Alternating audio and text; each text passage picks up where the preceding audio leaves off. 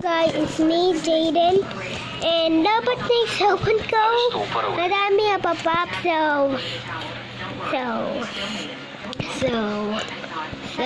Okay. What you sohan ka?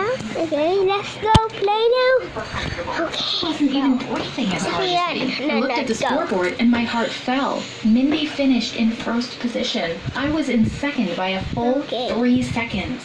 3 seconds? I thought, shocked. I was thankful that the club took the top 2 from this test, but I also started to wonder what special treatment Mindy was receiving from that agency, and if my dad really was too old school. My dad was quiet on the ride home. He must have been thinking the same thing. The next morning, I saw the agency card lying on the table, and I couldn't resist. I dialed the number on the card, and the familiar voice of the woman answered, sounding way fresher than I thought anybody could on a Sunday morning. I asked her what she did with Mindy. Why did you come to me if you were going to make her your star? I asked him. The woman told me that the offer was still on the table for me, and that Mindy's father hired her agency only until the club event. I paused for a moment. Still there? The woman asked eventually. I thought about the scholarship and what it meant to me. My dad wants what's best for me, after all. I thought to myself. I'm in, I told the woman. Somehow, I could feel her smile at the other end of the phone. Excellent. We'll be in touch.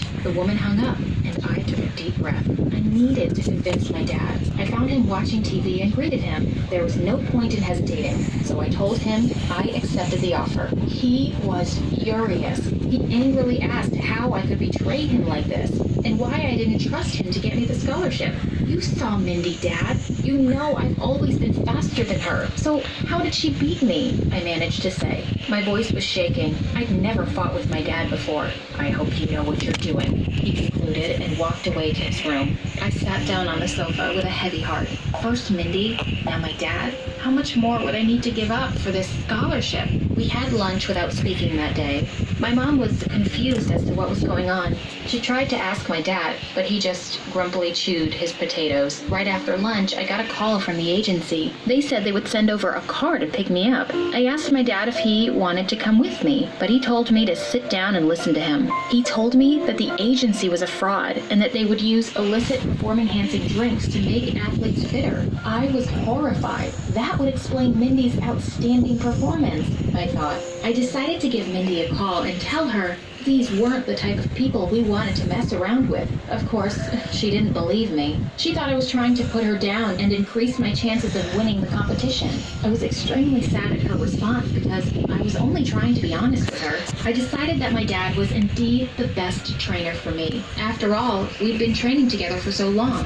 A whole year passed and the day of the race arrived. My chance at my dream university. I walked to the pool and saw Mindy there.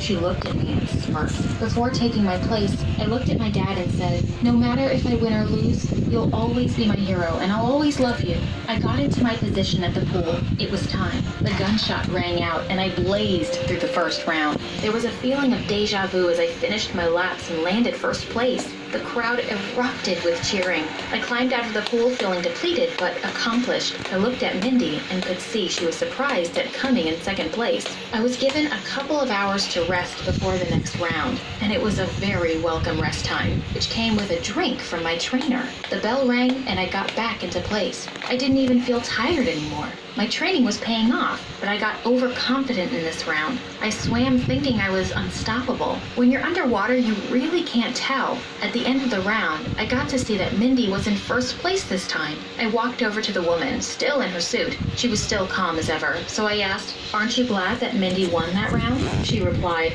we don't care who wins. We just want to experiment on younger athletes so that professional swimmers can benefit from the results. Thanks for that, I said sarcastically. I sat down to rest, but something in me changed. The woman's voice didn't seem so magical anymore. She didn't seem worried about my scholarship like my dad was. All she cared about was her agency getting the credit for whoever wins. I looked over at Mindy preparing for the final round, then at my dad, who gave me a thumbs up. I was nervous. I'd lost my best friend for this. The bell ringing interrupted my thoughts. I went over to the pool for the final round. At the sound of the final gunshot, I dived in. As I swam, I gave it my all at first, but then I started to think about Mindy and what it meant to her. Maybe she did deserve it more than me. After all, I just needed to get better grades, right? Towards the end of the final lap, I made my decision and slowed down. I reached the end to hear cheering, clapping, and a roaring crowd. I was breathing raggedly, but I wiped my eyes to see all the applause was for Mindy. She'd won. Her family was crying happily with her outside the pool. I walked over to my parents, and my dad was talking to me again. He was trying to console me and saying it'd be okay, but I didn't feel sad. I felt happy seeing Mindy so excited. She looked over at me and smiled warmly. I waved back at her. At least I'd won my friend back that day, and my dad. As we left, I saw a man approach her and take her aside from the crowd to talk privately. She'd clearly got the scholarship. When I got home, I went to bed and cried into my pillow. I was happy but sad at the same time. It was a strange feeling. The phone started ringing, and it was an unknown number calling. I picked it up through tears and nearly dropped it as I listened. The man on the other end was saying he was a recruiter from a university, and he'd tried to find me after the race, but I must have left in a hurry. Then he said something I never expected. He was offering me a sports scholarship. I thought you only took the best, I asked with a runny nose, shocked. We're smart enough to see that this year there were 2 of the best. His voice made it seem like he knew about my decision not to win. So, what do you say? I thought about Mindy. She and I would be going to the same university. There was no way I'd let her go again. I'm in, I answered.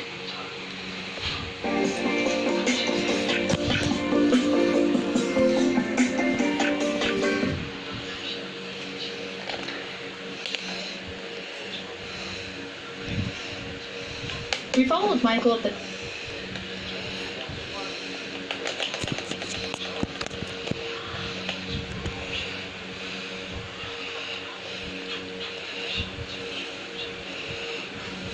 I wonder what Friday night fucking mod I should play today. Let's see what comments you guys left. Glitch. The Stickpad mod. Well, my man, the Stick... 100 times. What? Thank you, Mom. Oh, haven't I heard of this? Is this like new versus Stickman? Okay, bro, I'm sure this is gonna be easy. I mean, it's literally a stick figure. What? What is this? Why has it got someone's desktop here? When I press this? What? There's a cutscene! Bro, this is so cool! Uh-oh, what was that? My man is listening to the wall when he has no ears. I respect that.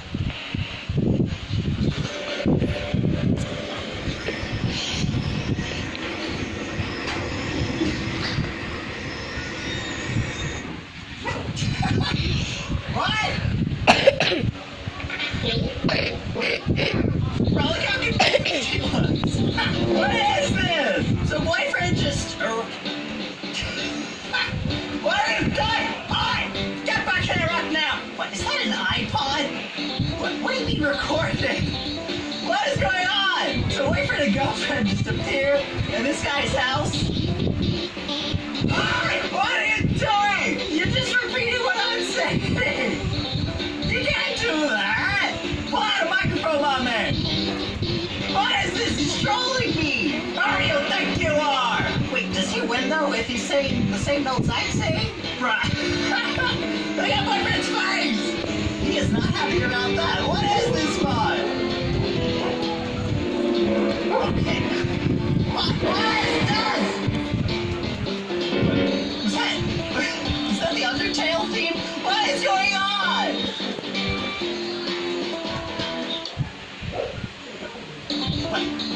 What?